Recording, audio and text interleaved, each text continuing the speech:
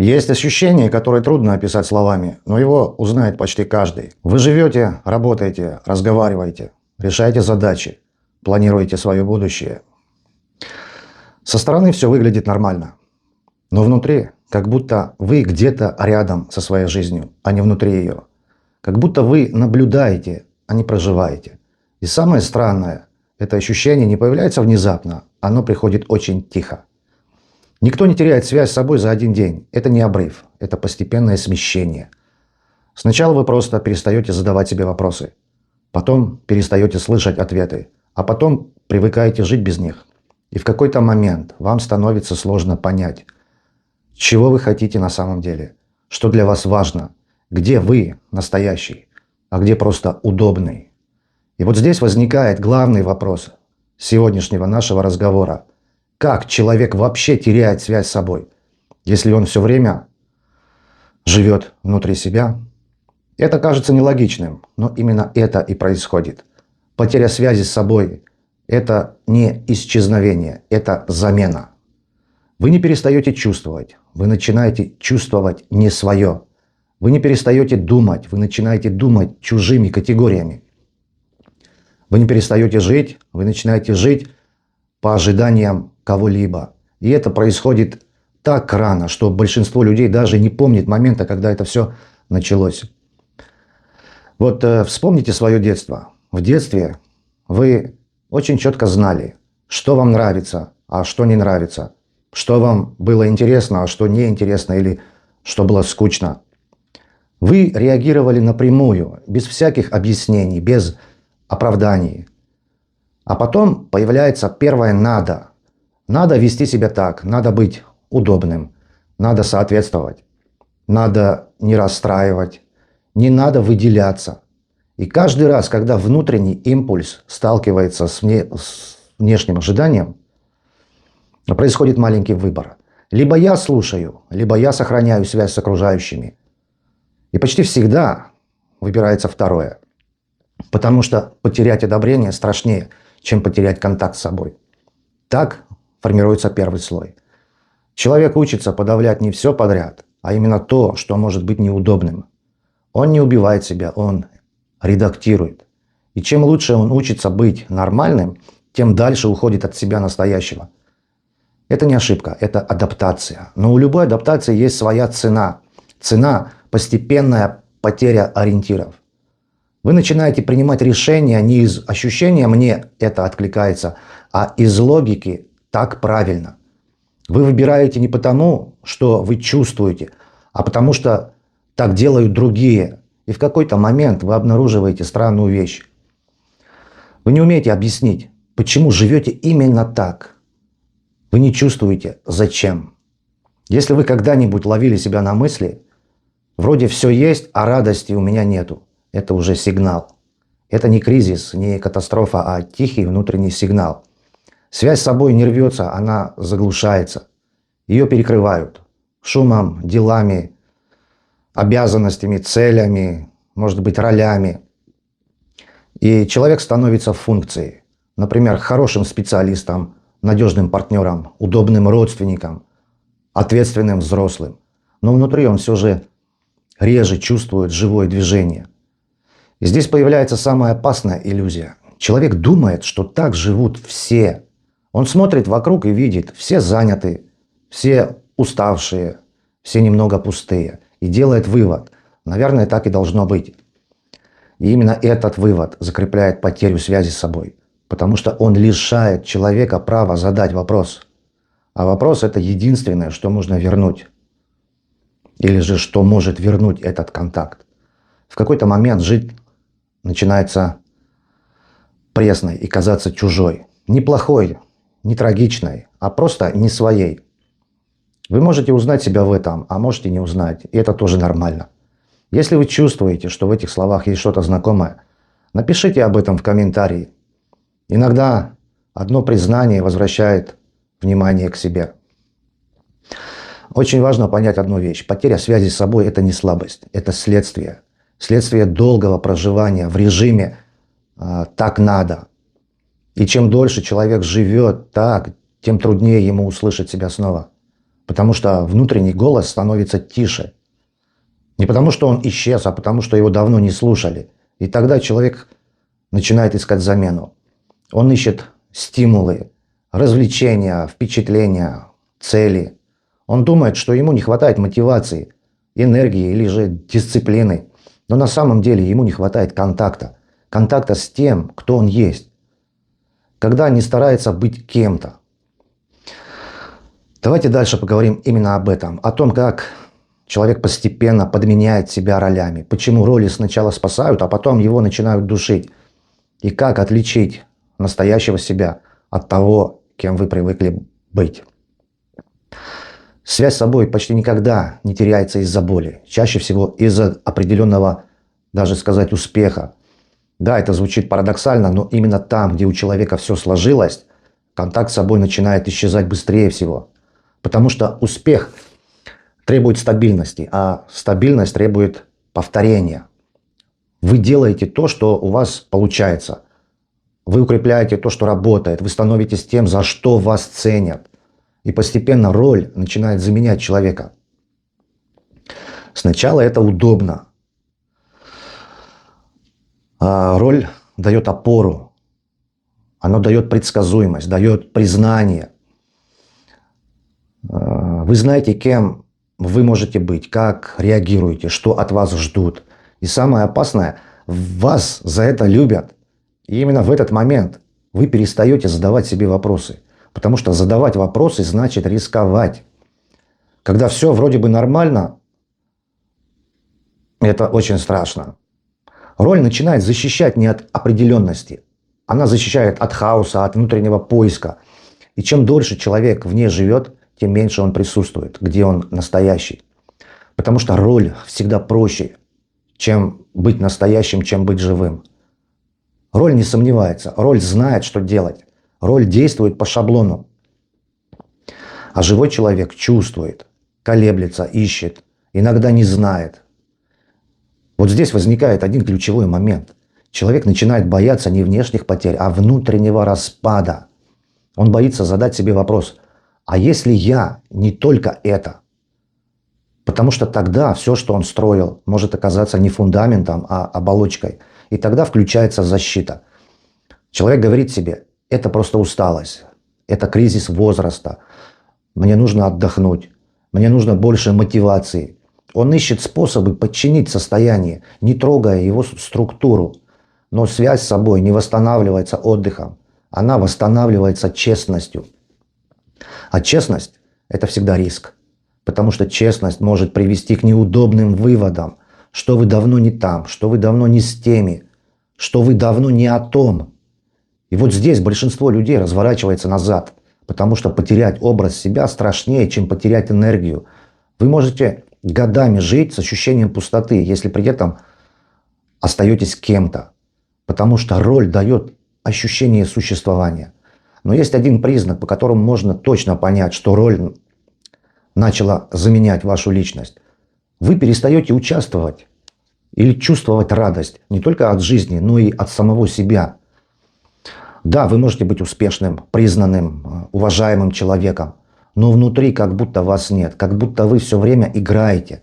И даже когда вы один, роль не снимается. Вы выдумываете правильными мыслями, чувствуете правильные эмоции, даже отдыхаете правильно. И вот здесь происходит самая глубокая потеря. Вы перестаете слышать спонтанный импульс. То самое «хочу», которое не объясняется логикой.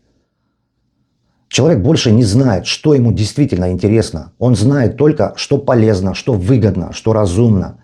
Если вы сейчас зададите себе вопрос: когда я в последний раз делал что-то просто потому, что мне было это живо, было приятно, этот ответ будет для вас честным. Если вы чувствуете, что давно не слышали такого вот «я хочу», напишите об этом в комментарии. Иногда, знаете, люди впервые признаются об этом себе. Именно так. Есть еще один очень важный момент. Роль начинает управлять не только действиями, но и вашими чувствами. Человек перестает разрешать себе определенные эмоции. Если злость, то это неприлично. Сомнение значит слабость. Уязвимость – это опасно. И он становится собранным, контролируемым, рациональным. Но, с другой стороны, очень одиноким внутри. Потому что настоящая связь с собой невозможна без чувств. Даже неприятных, даже неудобных. Когда человек запрещает себе чувствовать, он запрещает себе быть. И тогда связь с собой теряется почти полностью. Остается только функция. Здесь важно сказать очень ясно. Роли неплохие, они нужны. Но проблема начинается тогда, когда роль становится единственной формой существования. Когда за ней не остается живого человека. Дальше мы подойдем к самому болезненному моменту. Почему человек чувствует пустоту, но боится ее трогать? Почему он чувствует, что живет не своей жизнью, но продолжает? И что именно удерживает его в этом состоянии? Есть момент, который пугает сильнее всего. Это не боль, не кризис, не страх перемен. Это пустота. Та самая тишина, внутри которой появляется, когда роли перестают наполнять. Человек может долго не замечать ее. Он заполняет жизнь делами, целями, обязанностями, разговорами, шумом. Но однажды в тишине, в паузе, в одиночестве она проявляется. И почти всегда первая реакция – закрыться. Потому что пустота воспринимается как опасность. Как будто если посмотреть в нее дольше, что-то может сломаться. Но на самом деле пустота – это не отсутствие, это пространство. Пространство, где раньше был кто-то другой. Ожидания, роли, образы. Так надо. И когда они отступают, остается пустота. Не потому что внутри ничего нет, а потому что вы впервые остались без внешнего сценария. И вот здесь человек делает тот выбор. Либо он снова заполняет пустоту чем угодно, работой, отношениями, целями, даже болью, либо остается. И второй вариант самый сложный, потому что пустота не дает немедленных ответов. Она не говорит, что делать дальше. Она не дает человеку плана. Она просто есть. И в этой тишине начинает подниматься то, что было заглушено годами. Настоящее желание, настоящая усталость, настоящее «я хочу», настоящее «мне больно». И именно этого человек боится. Потому что тогда нельзя притворяться. Нельзя больше говорить «со мной все нормально». Нельзя больше жить автоматически. Пустота – это приглашение к честности. И не каждый к ней готов. Очень часто человек начинает лечить пустоту тем, что не подходит для этого. Он ищет в этом мотивацию, он ищет вдохновление, он ищет какие-то новые цели. Но пустота не лечится мотивацией, она лечится присутствием, способностью быть в самой точке с самим собой, без маски, без роли, без объяснений. И это страшно, потому что никто этому не учил. Нас учили быть полезными, эффективными, успешными, но не учили быть с собой в тишине. И поэтому, когда человек остается один, без задач, он чувствует тревогу. Он не знает, кто он без всех этих функций. Если вы когда-нибудь ловили себя на том, что вам сложно просто быть без телефона, без дел, без отвлечений, это не слабость, это симптом. Симптом того, что связь с собой была долго заглушена. Вот здесь важно сказать одну вещь, которая меняет взгляд. Пустота – это не провал, это переход. Это пространство, где может появиться что-то новое. Но только если вы заполните его старым. Именно поэтому многие люди боятся останавливаться, боятся отпусков, боятся тишины, боятся одиночества. Потому что там они встречаются с собой, с самим собой. И не всегда знают, что делать с этой встречей. Если вы узнаете, что это состояние, вы можете написать об этом в комментариях. Напишите не для других, напишите для себя. Напишите просто «да, было». Иногда такой момент, проговоренность перестает пугать.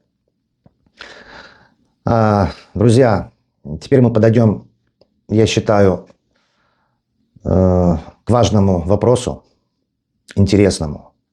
Если пустота – это не враг, а пространство, то как в этом пространстве снова услышать себя? Как отличить настоящий импульс от старых привычек? Как вернуть внутренний ориентир, не разрушая все сразу? Потеря связи с собой редко выглядит, знаете, драматичной. Чаще всего она выглядит как нормальность.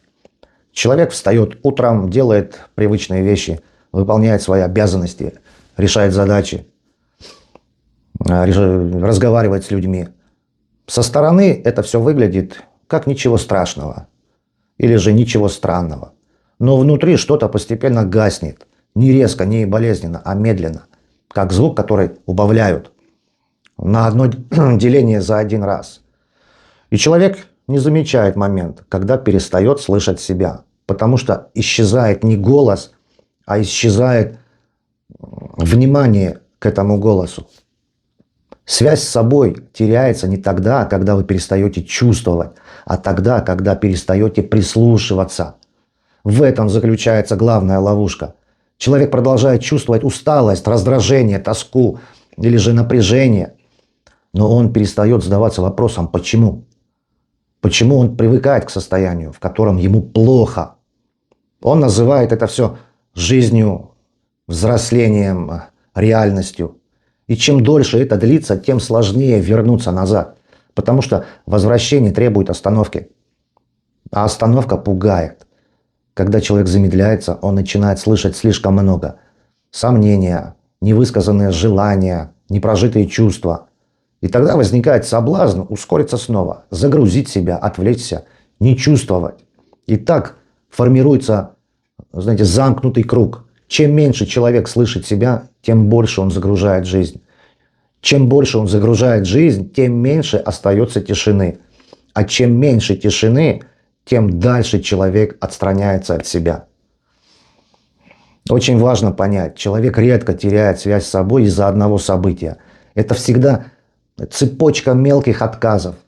Отказ сказать «нет», отказ признать свою усталость, услышать раздражение, отказ признать, что что-то не так. Каждый такой отказ кажется незначительным, но они накапливаются. И в какой-то момент вы больше не знаете, что для этого правда. Человек знает, что удобно, что логично, что принято, но не знает, что живо. И здесь появляется еще одна иллюзия. Человек думает, что связь с собой – это что-то мистическое, сложное, требующее особых условий. Но на самом деле это очень простая вещь. Связь с собой – это способность чувствовать и признавать то, что ты чувствуешь. Не обязательно сразу что-то менять, не обязательно действовать, просто признавать. Но именно это оказывается самым трудным, потому что признание меняет отношения. Если вы признаете, что вам плохо, уже нельзя делать вид, что все нормально. Если вы признаете, что вам не туда, уже нельзя идти туда же, без внутреннего конфликта. И тогда человек выбирает не знать. Он перестает задавать вопросы, перестает прислушиваться, перестает останавливаться. Он живет на автопилоте. И чем дольше это продолжается, тем страшнее кажется возвращение. Потому что человек боится того, что услышит. Боится, что придется что-то менять. Боится, что придется признать свои ошибки. Что придется выйти из привычной жизни. И этот страх удерживает его в этом. Но не в живой тишине удерживает, а в глухой. Если вы чувствуете, что давно не спрашивали себя, как я на самом деле, это уже знак. Если у вас откликается мысль, что вы давно живете на автомате, напишите об этом тоже в комментариях. Я живу на автомате. Потому что иногда даже одно честное признание начинает возвращать контакт. Дальше давайте поговорим о том, что помогает постепенно возвращать связь с собой. Не резко, не нарушая жизнь, а аккуратно, шаг за шагом. Почему связь с собой не возвращается простым усилием? Она возвращается через внимание. И как постепенно вернуть связь с собой? Без ваших резких разрушений. Потому что есть хорошая новость, которую давайте я вам скажу прямо сейчас. Связь с собой не нужно возвращать целиком. Она никуда не исчезла. Она просто была у вас заглушена. И именно поэтому ее не нужно искать где-то далеко. Менять жизнь за один день, бросать все и уходить в никуда. Это путь не про разрушение, это путь про внимание. Самая большая ошибка, которую делают люди, когда понимают, что потеряли контакт с собой, они хотят все исправить сразу. Они думают, теперь я должен понять, кто я. Теперь я должен найти свое предназначение. Я должен резко изменить свою жизнь. И этим только усиливают давление. Связь с собой возвращается не через глобальные решения, она возвращается через маленькие, почти незаметные сдвиги. Первый шаг – вернуть себе право чувствовать. Не анализировать, не исправлять, не объяснять. Просто замечать. Устал – значит устал. Раздражен – значит раздражен. Скучно – значит скучно. Если вам тяжело, значит действительно вам тяжело. Без попытки сразу стать лучше. Потому что пока человек не разрешает себе чувствовать, он не может услышать себя. Второй шаг – вернуть себе право не знать. Очень многие теряют связь с собой, потому что боятся признаться. Я не понимаю, чего я хочу. Это не слабость, это честная точка старта. Пока вы делаете вид, что знаете ответы, вы не можете услышать вопросы. А вопросы – это и есть начало контакта. И третий шаг – это замедление. Не в смысле ничего не делать, а в смысле не жить все время на максимуме. Потому что связь с собой не слышна в спешке, она проявляется в паузах, в моменты, когда вы не заняты, когда не решаете, не доказываете. Именно поэтому так сложно быть в тишине, потому что в тишине поднимается вся правда. Четвертый шаг. Заметьте, где вы живете из «надо». Сколько решений в вашей жизни принимаются не потому, что вы так чувствуете, а потому что так правильно. Не нужно сразу все менять. Достаточно начать замечать. Потому что осознание уже начинает размывать автоматизм. Пятый шаг. Вернуть себе маленькое «хочу». Не глобальные мечты, не предназначение, а простые вещи. Что вам сейчас приятно? Что дает ощущение живости? Где вы чувствуете интерес? Пусть даже слабый. Именно через такие мелочи возвращается контакт. Не через великие цели, а через живое ощущение. Здесь важно сказать еще одну очень честную вещь. Связь с собой не всегда приносит радость. Иногда она приносит грусть, сожаление, осознание упущенного времени. И это нормально, потому что пока человек был от себя отрезан, многое не проживалось. И когда контакт возвращается, все это поднимается. Это не значит, что вы делаете что-то не так или делали. Это значит, что вы снова живы. Если вы чувствуете, что вам откликается этот путь, что он кажется узнаваемым, напишите об этом тоже в комментариях. Иногда люди впервые понимают, что с ними происходит именно в таких разговорах. И вот мы давайте подойдем к важному моменту, который я тоже хочу озвучить, поделиться с вами. Связь с собой возвращается не тогда, когда вы находите ответы, а тогда, когда перестаете убегать от вопросов. И именно об этом мы поговорим. Что происходит, когда человек начинает жить не из ролей, не из страха, а из внутреннего ориентира? Почему этот ориентир невозможно потерять навсегда? Есть момент, который невозможно спутать ни с чем. Он не громкий, не эффектный, не похож на какое-то озарение.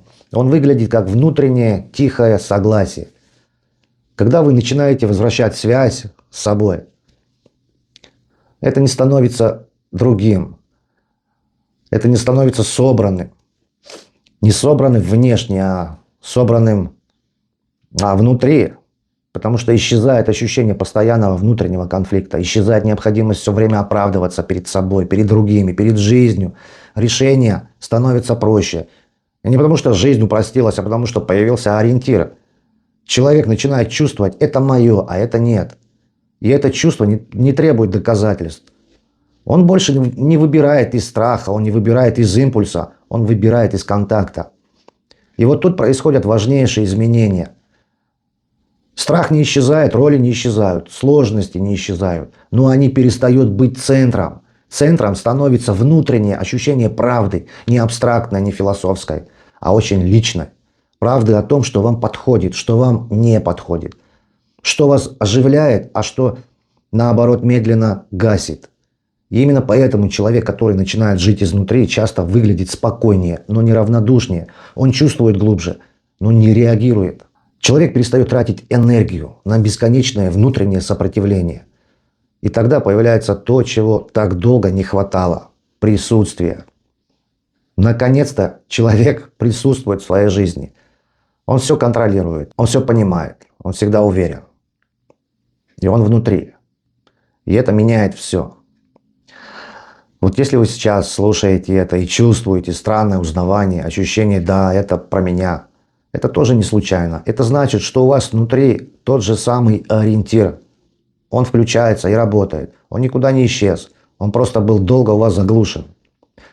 И вот теперь очень важный вопрос. Если связь с собой можно вернуть, если страх перестает управлять вами, если роли перестают быть единственной формой жизни, почему тогда так много людей все равно живут не своей жизнью? Почему даже чувствуя правду, человек часто выбирает старое? Почему он предает себя не один раз, а снова и снова? И что именно удерживает его в этом повторяющемся сценарии? Об этом мы будем говорить в следующем видео. О том, почему человек сам становится своим главным ограничением. Почему внутренние запреты сильнее внешних обстоятельств. И как понять, что именно удерживает вас там, где вы давно не живете. Если вы чувствуете, что этот вопрос кажется или касается вас, следующий разговор будет особенно важным.